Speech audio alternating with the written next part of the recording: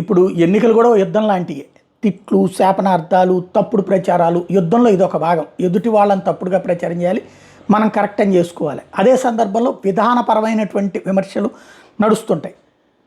మనం మొదటి నుంచి చెప్పుకున్నాం, చైనా భావజాలికులే Biden and team, even Kamala Harris అయినా. అంటే కమ్యూనిస్ట్ ఐడియాలజీ వాళ్ళ దాంట్లో.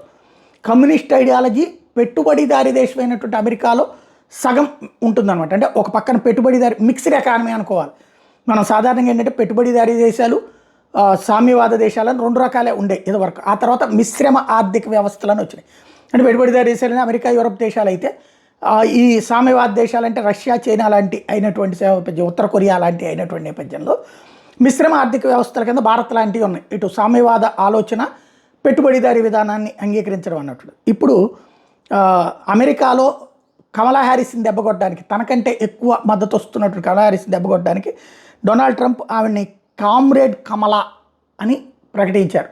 అంటే పిలిచారు. అంటే ఏంటి, కమ్యూనిస్ట్ నాయకురాలు అన్నటువంటిది. ఇప్పుడు ఇది బాగా హైలైట్ చేస్తున్నారు డొనాల్డ్ ట్రంప్.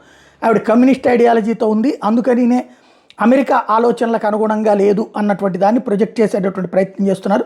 ప్రజలు దీన్ని పరిగణలోకి తీసుకుంటారా లేదా? అయినా ఇంతకుముందు ఆ భావజాలంతో ఉన్న వాళ్ళని గెలిపించారు.